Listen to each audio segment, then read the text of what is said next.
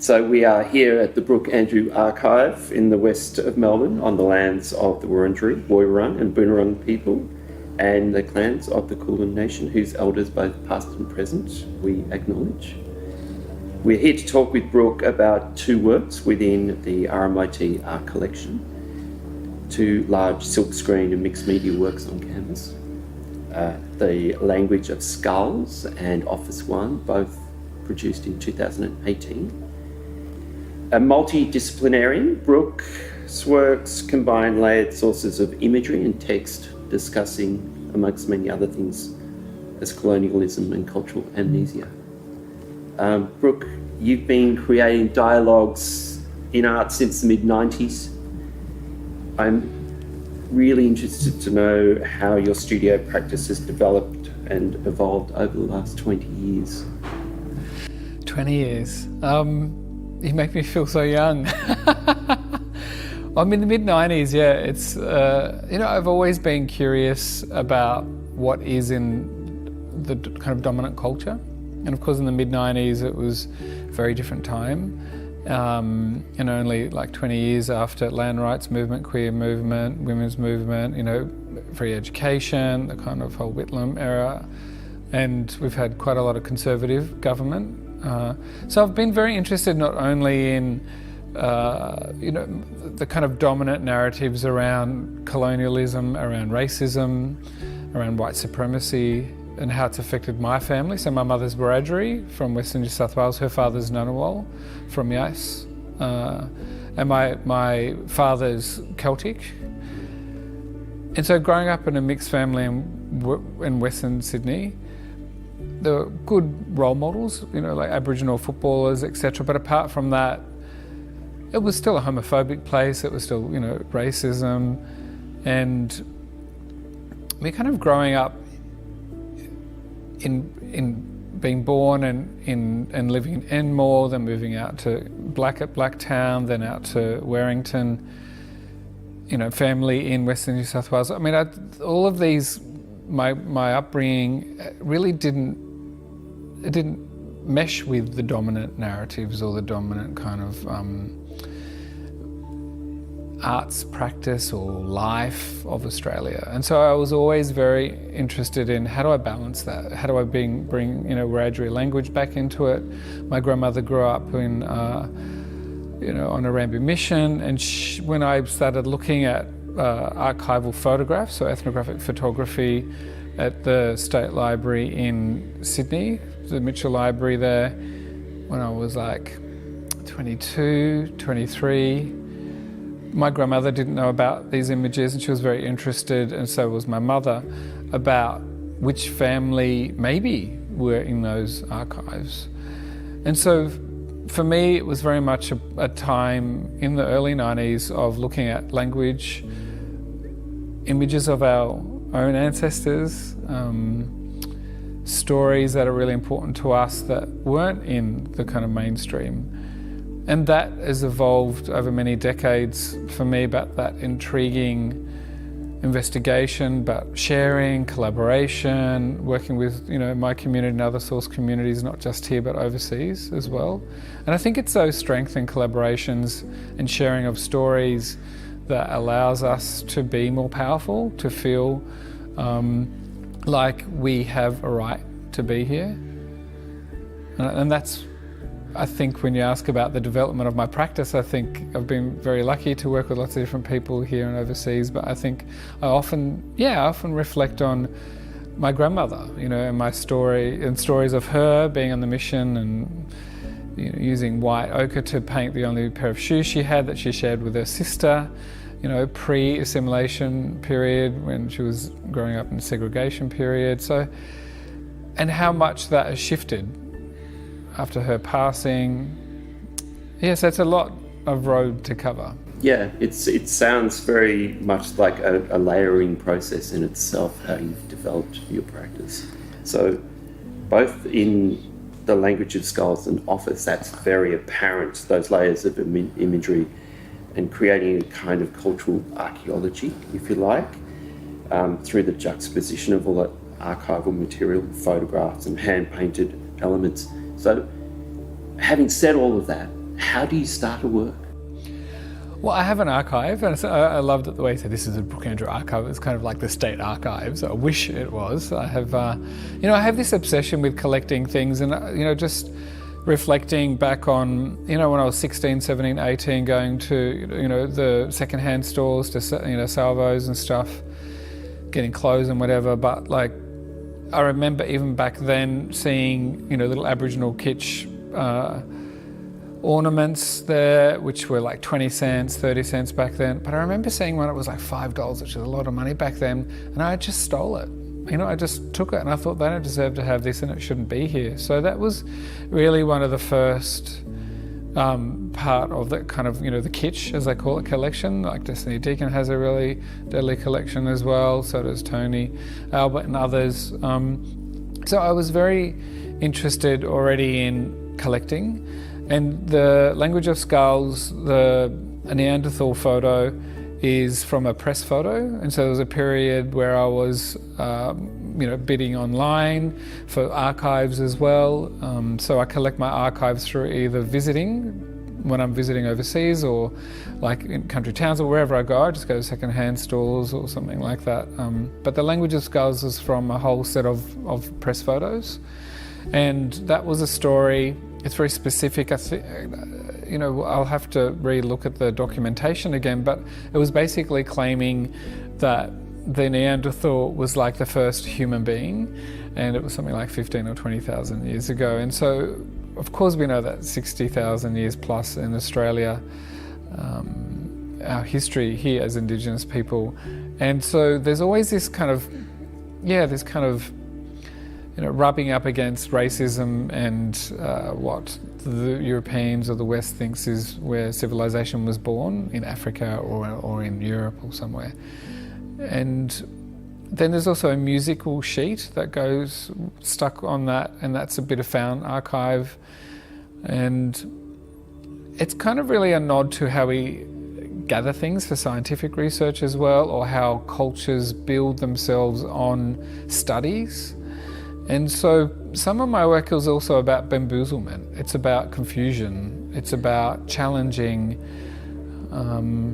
And that's the same with the office artwork as well. It was an archive press photo of an African-American organisation that was raided during the Black Panther period. And I just thought it was important to also insert that history into Australia, because Australians often, at the go-to around black politics that Australians can sometimes feel more safe about, is that, that's the Black Panther movement happened in the United States. Well, we had our own movements here, and there was a lot of racism and a lot of police violence, a lot of silencing, etc. around that. So it was also how I bring that into my practice. So I do draw from international archives to, I suppose, join them up to our own stories. But you see that process also as a process of reclaiming? Like you mentioned, for instance, going to the op shop and seeing the figurine and capturing it, bringing it back. Is that a process of reclaiming? I think the kind of the kitsch object was more about wanting to shift that dialogue somehow, like my response to it and what's it doing here, and it shouldn't be there, and a bit of confusion and being young and just kind of wanting to kind of try and shift the narrative a bit around that.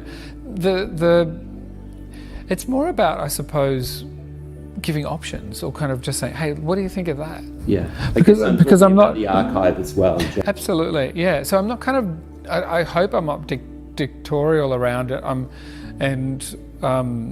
Not didactic either, but the way I work with archives, and regardless if it's with video or sculpture, or in this case, like on a collage on a painting or something like that, it's more about propositions. I'm always fascinated by an artist's practice when the medium of the artwork becomes part of the conceptual fabric of the work. This is clearly apparent in your work with the archive. Could you talk us through that decision-making process that you go through when you decide to make either a work on canvas or an archival vitrine or something else? Yeah, I'm very much in the moment. So it's like meditation for me. So when I decide, okay, I'm going to make an artwork, what does that mean for me? So I go, okay, this is an idea I have, and it's where I am right now in this space, and this is what I have. And sometimes I will draw specifically from a particular part of the archive, like postcards. Sometimes I don't. And there's a lot of ethical questions in that. So over the last 30 or 40 years, things have changed, things have shifted. So in the early 90s, Leah King-Smith, Ree and myself were looking at early photography, and none of our communities knew about it, and our community is really excited that we were working with it. Even Mob in Western Australia were putting it on their community posters, and then that went through a period of change, and then change again, and then change again, and then people were drawing them, and then people were screen printing those photos. So I have that process in even how I make art today, like what is going on right now, how is it that I engage with not just archives but also, for example, recently I've just had a show that opened in Paris, and it's called To See My Skin Broken, and it's about the process of what it's like to work with communities in museums around cultural objects. And not only the sensitivities, but the kind of trauma that we're often exposed to, and the brokenness of that, and the brokenness of us, and the brokenness of those objects. And often that interaction is not about the museum trying to heal us, but they pay us to do something, or they find a fee for us or our community, and then we want to work on it because we want those things back. But often the labour in that, and the trauma and the resources in that, is way beyond any kind of compensation, financial or other. So that also becomes part of the narrative. Absolutely. The greater work in itself. So speaking of narratives, within both the works, The Language of Skulls and The Office one, there always seems to be a hint of a narrative, but where meaning is suggested, but I always find that we're unsure of where that narrative is leading to. And I'm just wondering if this is drawing us to our limitations of understanding of identity and how we misunderstand cultural identity, the viewer or the audience in general. I think that in some ways, especially the Office one, it's a ready-made. It's already there. The story is there, the narrative is there. It was very important when I worked with Stuart Russell that the text could be understood, that you could read it. And so it's about a rereading of something, and that's what I've always often done in not only reproducing the archive, but even, like I said, like the recent sculptural ceramic works, working with Emile in Paris. It was about, so I created a sculpture of Garu, which is magpie, and the same with Office One. It is an image of something, or it's a representation of something, and it's a ready-made of something. But that Office One, obviously, it's almost like a facsimile, but a large one, and I used block colour to kind of, try to kind of augment it a little bit, so the story or the narrative, or we could revisit it in a different way.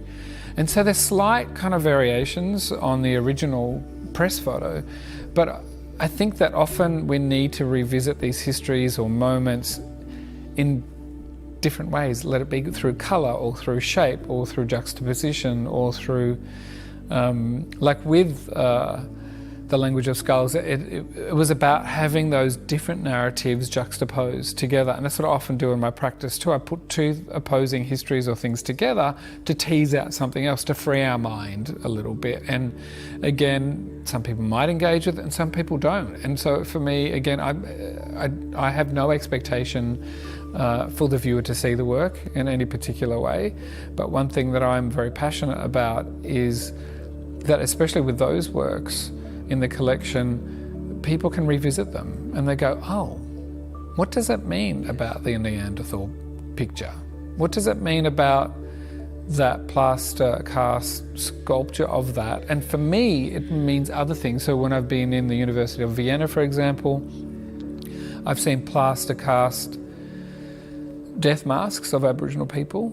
And so when I see that, that's what I think of, except I don't talk about that because it's traumatic.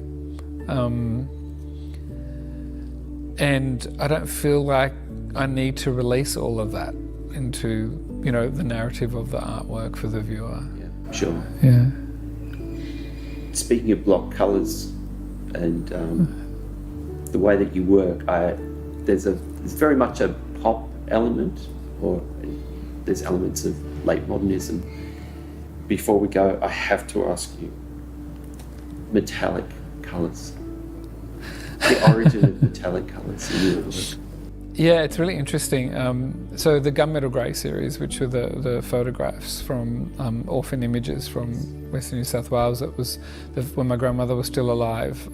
So that was the first. It took me 7 years to make that work because of the pain that I felt around releasing them and working with my family about showing them and knowing that I have extended family, or even across Wiradjuri mob and wider communities who still, we don't even know who those photos belong to, but I know that there are a few others now that I know have a relationship to them directly. But the whole making of that dilemma was working again with Stuart Russell to say, how can we create an image that disappeared and reappeared depending on light? And so we experimented a lot, and that's how we got to this foil, is that the foil and the way we printed it, and sometimes I paint elements of it, those images disappear and reappear. And that was very important about the kind of conflict I even feel now, or others might they love to see it, they want to see it. It's like hidden histories or invisibility or visibility, and then it's relieved and it's received. And so that's how foil entered into my practice. And then I wanted to go with really bright colours, so I did a whole series called The Island, which I often use in my colourway red, white, blue, yellow, black, which is the combination of the Australian and Aboriginal flags together, that tension. And so that definitely pops up in both the language of skulls and the office one. And that will always pop in and out. And I think that also that pop thing you talk about, when I was young and I made this work called Polemics, and it was using words like yalan, which means skin, and it was kind of this neon work, and it was a response to the fact that, as young Indigenous artists, everything that we made apparently was political. And even today, and I think internationally, where in actual fact we're just, making work like any other artist does, but we're often labelled that, and some people like it, some people don't. But for me, coming back to the pop thing, the reason why I use neon is because I think I used it as an aesthetic aspect to kind of lure people in, and then be playful, and then put, hide a message in there, or that could be a subtle message or a gentle message or not. Brook Andrew, thank you. Thank you.